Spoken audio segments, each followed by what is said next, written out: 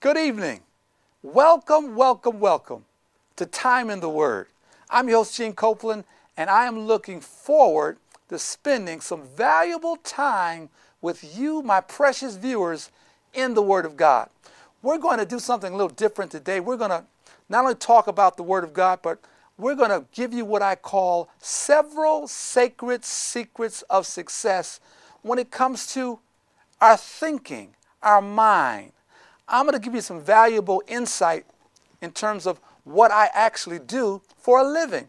I actually teach attitude development, motivational leadership skills to at-risk youth as well as youth that are not at risk in a lot of different schools. Buffalo, Niagara Falls, Cheektowaga School District, Sweet Home District, North Tonawanda, and soon to be Niagara Wheatfield.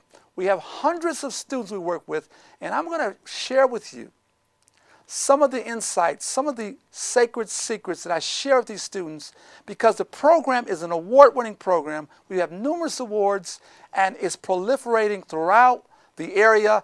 Our desire is to take it across the country. The name of my corporation is called Project Lee, acronym for Learning and Earning Experiences.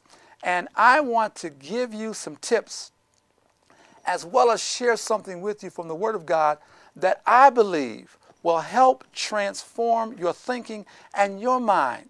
You see, the information I'm going to give you not only is profitable, if you will, for students, but it's also profitable for you and I as adults. And I believe after the broadcast, some of you are going to be writing me, you're going to want more information, and I'll be glad to send it to you. So why don't we get right into this thing? Several sacred secrets of success as we did with Time in the Word. First of all, someone might be asking, what is success?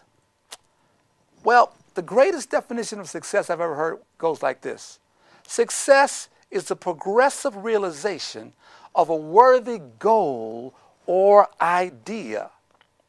Well, someone might be asking, Reverend Coplin, where does success start? Success starts, I believe, the same place that failure starts. And that is in our minds, in our thinking. And you're going to see from the Word of God, and you're going to see from a practical application, where actually your success starts in your thinking. And not only does it start there, but it starts in your thinking inwardly, and then you're going to see a manifestation of it. Let me do it like this. I'm going to share a story with you. But prior to the story, before I share this classic story, I want to share with you one of the techniques I use to help transform at-risk students, their attitudes, as well as one of the things I do that will intrinsically motivate them to get their grades up. And that is something we call PowerPoints to ponder. I have my students line up according to size, whether it be all girls or guys, it doesn't matter. And I tell them this, Proverbs 18:21 says, death and life are in the power of your tongue. And as I begin to share with them, I'll bring a student up, one on my left, one on my right. I'll ask the question, which one's going to be the good guy, who's going to be the bad guy, okay? So bad guy on my left, good guy on my right. And I say to my students, I'm going to give you a scenario with these two guys. And even though you know the answer to what I'm about to share, the problem is most of you sitting here, you still don't get it.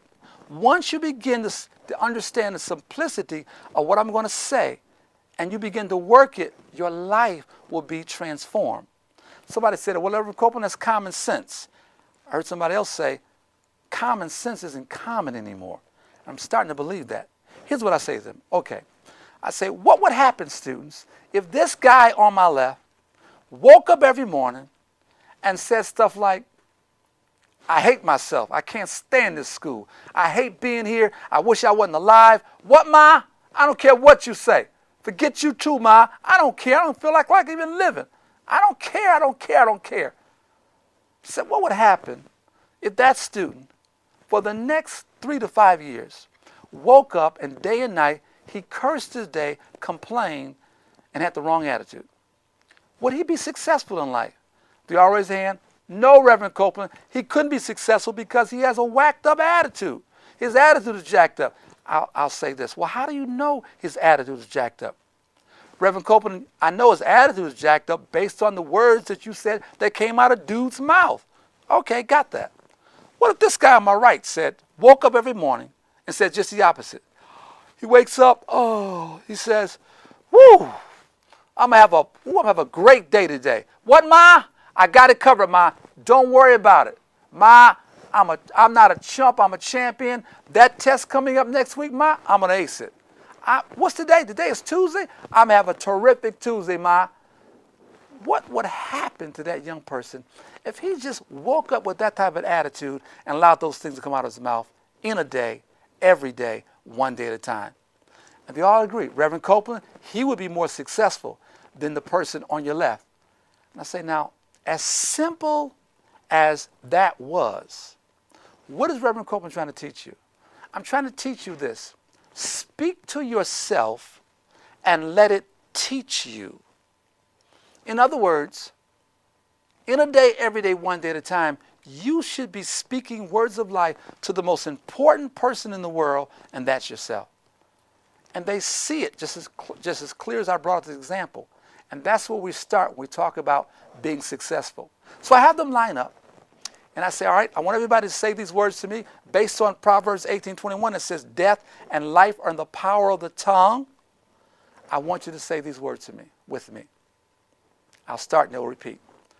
This year is going to be one of the best years of my life. This month is going to be one of the best months of my life.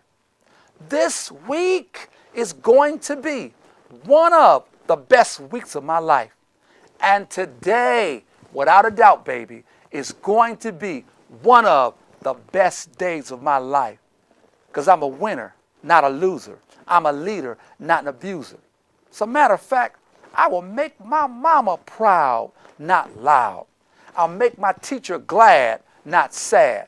You know why? Because my new attitude is, I'm happy, I ain't snappy. I got it going on. And with the good Lord on my side, I will make it. I shall make it. I must make it. I can make it. I'm determined to make it. I gotta make it. Why should I settle for less when I can have the best? But to get the best, I must give my best. And I'm determined to give life my best in a day, every day, one day at a time. I'm too smart to be stupid. I'm just too cool to act like a fool up in this school. I got it going on. I'm not a chump. I'm a champion. I'm not a whiner. I'm a winner. I'm not a mess. I'm a success. I'm not a hater. I'm a creator. Furthermore, I'm not a chump. I'm a champion. And from now on, I'm going to have a marvelous Monday, terrific Tuesday, wonderful Wednesday, thrilling Thursday, fantastic Friday, sensational Saturday, and a super Sunday. I can do it. I will do it. I shall do it. I will not die like a dog on the street. Every angry attitude I will defeat. I will not die like a dog on the street. Every fearful attitude I will defeat. I got it going on. I'm not a chump. I'm a champion. Like I said, I'm not ordinary. I'm extraordinary. And I have my students. After that, we all applaud. Why do we applaud? Because we create an environment. I created for my students, and they must continue to create it for one another, where you are celebrated, not tolerated. There's a big difference. So we go through this whole thing about the power of words, which is absolutely incredible. They begin to love it. I sit them down and ask them which one of the phrases meant the most to you. I have it all typed up so they can look at it, and we'll actually go through the whole thing. Why are we doing this? Let's go back to what I said in the opening monologue. Several sacred secrets of success, and that secret is how I think. So there's a direct correlation in my thinking and what I say.